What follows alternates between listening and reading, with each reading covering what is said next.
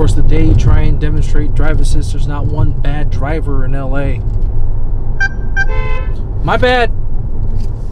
What's up, guys and gals? Welcome to What's New Tagoo. I'm your host, Chris Tagoo with Alpine, and we're here to talk about what's new. Now, before we get started, if it's your first time with us and you haven't done it yet, be sure to subscribe to Alpine TV and turn on notifications so you can be the first to see all the latest content from yours truly and the rest of the Alpine team. So today, we're checking out a new product in a whole new category from Alpine of America, the DVR C320R dash camera with super night vision and drive assist. Now, between you and me, I've never owned a dash cam, so I'm pretty excited to dig in and share all of my newbie dash cam experiences with all of you.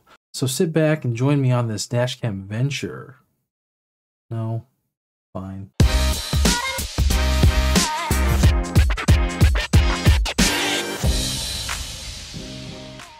So what's a dash cam, right? Well, basically, it's a camera that you install on your windshield that records what's in front of you while you're driving. There's specialized cameras that continuously record while the car is on, and it's all stored on an SD card. The footage can then be used for insurance claims, security footage, or heck, even be the next viral video. Now, Alpine offers two dash cams in their lineup. The DVR C320R is the step-up model to the DVR C310R. Be sure to check out Alpine Brooks' video to get an inside look on that product. See what I did there? So let's talk about some of the features.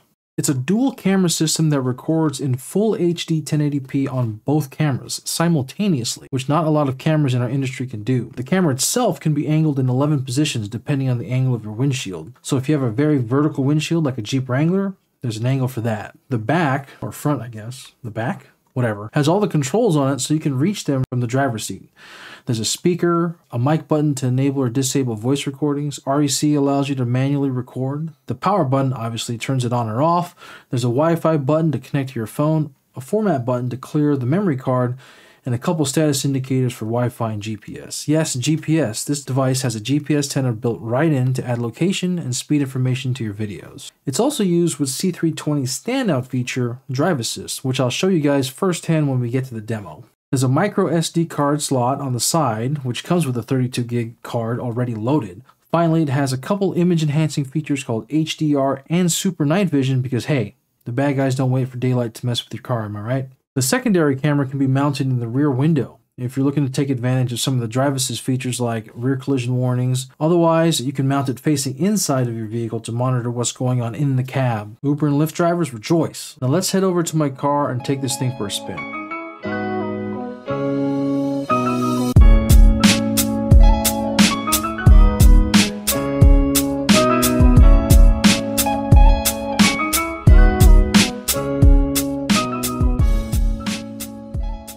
Welcome to my Civic. Fun fact, this is actually my wife's car that I commandeered and turned into an Alpine billboard. Sorry, hun. Anyways, the installation was super straightforward. The dash cam is actually offset from center. There's a third visor frit actually printed on the glass, so I had to avoid that. The secondary camera is center back and looking out.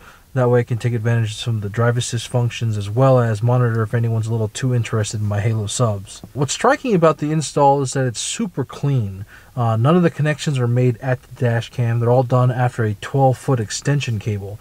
So that's actually happening under my dash. All the controls are accessible by the driver, and the SD card is actually on the left. So when you're done and you want to back up your SD card, you can very easily touch it, take it out, and you're good to go. So this dash cam has two modes. Assuming you've connected it to the vehicle's power, you have access to parking mode.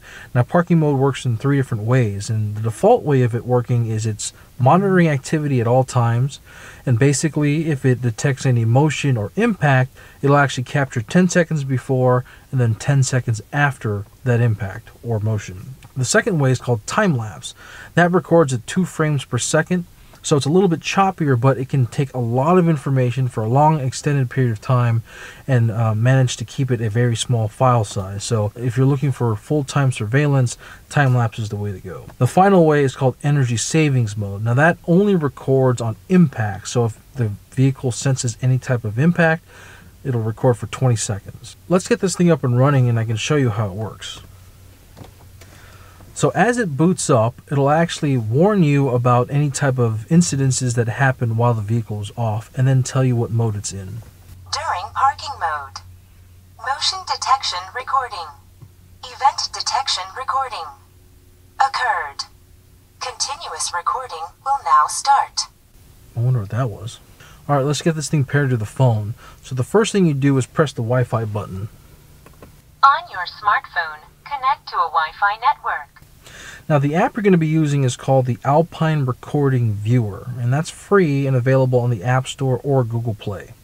Now in order to pair it to it, you need to go into the settings of your phone, go to Wi-Fi, and look for a network called Alpine _ and then 2 unique characters depending on the camera you have. So mine's B4. So Alpine B4, and then we're going to go to the app and hit this button at the bottom. Connected to a smartphone. And it's as simple as that.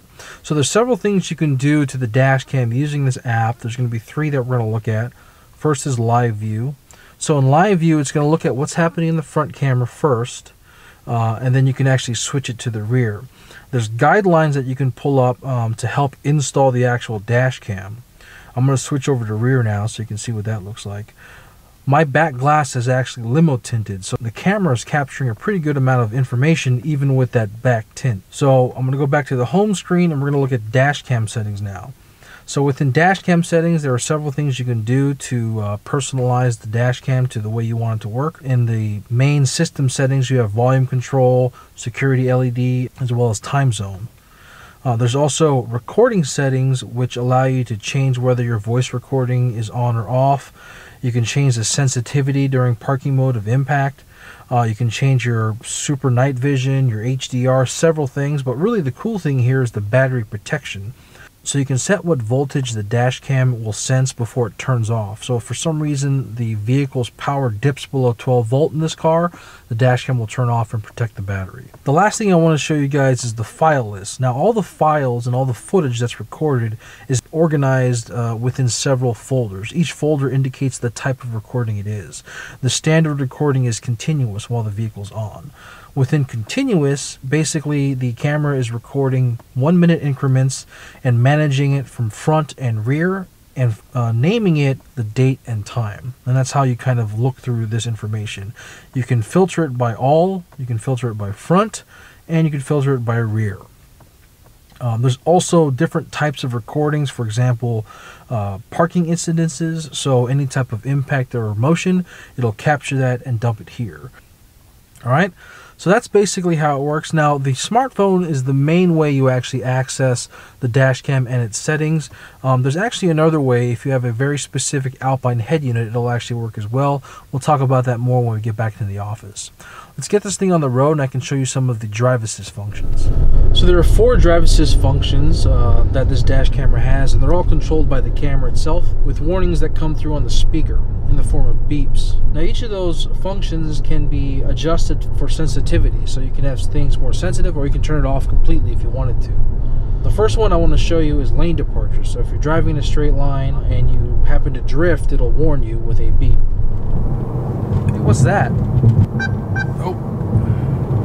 The second one is a forward collision warning. So if you are approaching a vehicle too quickly, it'll give you a warning as well. That was a very polite collision warning. Hey, you almost hit that guy. The third one is a back collision warning. So if somebody were to approach you too quickly from behind, it'll give you a warning. Whoa, whoa. Calm down back there. And the last feature is a vehicle departure warning, which means if you're stopped at a light and the car ahead of you goes and you happen not to, it'll give you a gentle reminder to get a move on.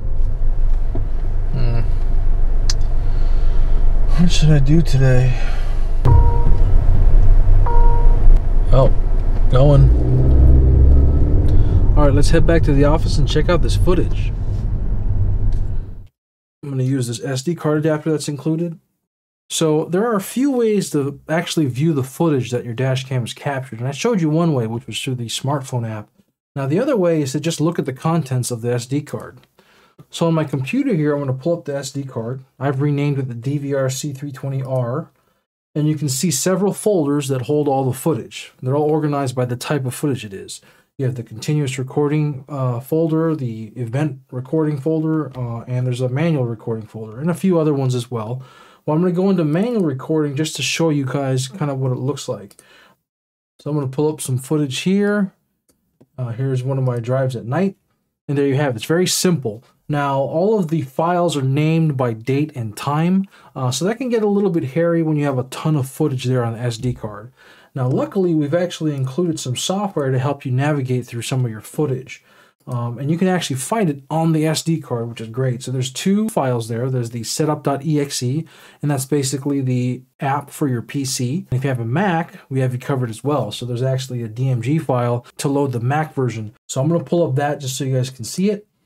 And there you go. Now, both apps look very similar. They're a little bit different, but they operate exactly the same way. So they have different tabs for the type of footage you have. There's all, continuous, motion. You can see the front camera here in the main part of the screen. You also have the rear up at the top right. And you can switch those with these little arrows. They'll kind of flip-flop back and forth. If you have GPS locked in, you can actually see that map information here on the right, which is pretty cool. You have the speed information at the bottom. Don't mind the graffiti train that I selected here. So there's a very straightforward way of viewing the footage on your dash cam.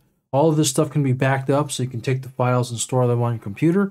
That way you can make space for more footage in the future. Now, earlier I mentioned there were a few Alpine head units that could work directly with the DVR C320R. That's the X308U on version 1.4, the INE W987HD on version 1.4, and the ILX207 on version 6. Now, assuming you don't have a Maestro connected, you can connect the DVR C320R to any of those head units. While the parking brake's engaged, you're able to see what's happening on both cameras and have access to change settings, as you would on a smartphone. Be sure to look out for more compatibility as new Alpine radios hit the market. Well, there it is, guys. Thanks for your time. I hope you enjoyed this video, and if you did, be sure to hit that like button. If you get a chance, hit up your nearest Alpine dealer for more information about this dash cam. It's definitely a keeper for me. Have a great rest of your day, and tune in next time for what's new.